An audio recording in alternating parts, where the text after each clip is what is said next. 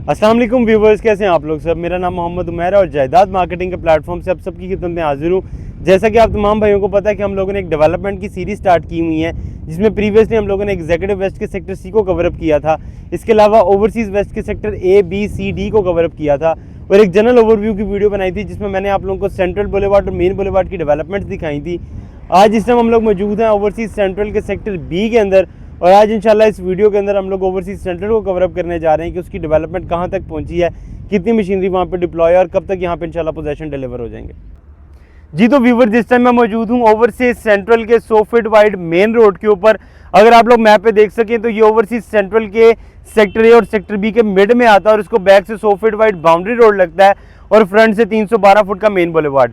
अगर आप मेरी राइट साइड पे देखें तो यहाँ पे सेक्टर ए की लैंड है और लेफ्ट साइड के ऊपर सेक्टर बी की लैंड है। अब यहाँ की डेवलपमेंट की बात कर लूँ तो मेन रोड जो 100 फीट वाइड है, इस पे इस टाइम ग्राउंड लेवलिंग का काम कंप्लीट हो चुका हुआ है और अब से तकरीबन घंटे से 1.5 घंटा पहले यहाँ पर वाटरिंग का काम चल रहा था। अब चलते हैं सेक्टर ए की और वहाँ की डेवलपमेंट मैं आप तमाम भाइयों को बताता हूँ।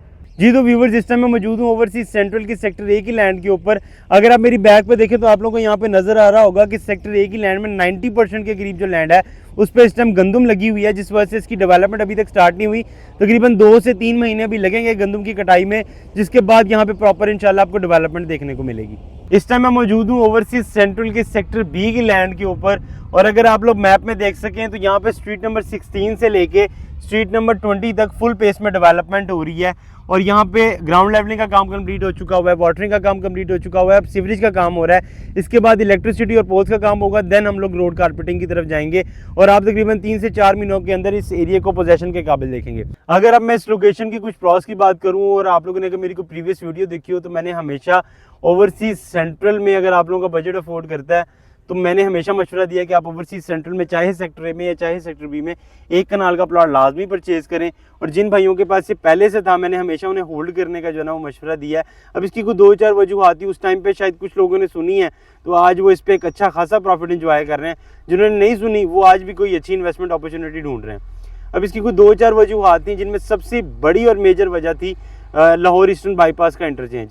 जैसे ही इंशाल्लाह वो जिस दिन ऑपरेशनल हो जाएगा उस दिन ओवरसीज़ प्राइम से ज़्यादा वैल्यू इस एरिया की होगी। अब अगर आप लोगों ने एक इन्वेस्टर रेट की अपॉर्चुनिटी मिस कर दी है, लेकिन स्टिल आप इसको परचेज कर सकते हैं, जो कि एक शॉर्ट टर्म के अंदर आपको बहुत अच्छा मुनाफा देगा। अगर आप स्मार्ट सिटी में किसी तरह की कोई इन्फॉर्मेशन चाहते हैं या कोई फाइल सेल या परचेज करना चाहते हैं तो नीचे दिए गए नंबर पर हमसे रब्ता कर सकते हैं। जज़ाकल्लाह खैर।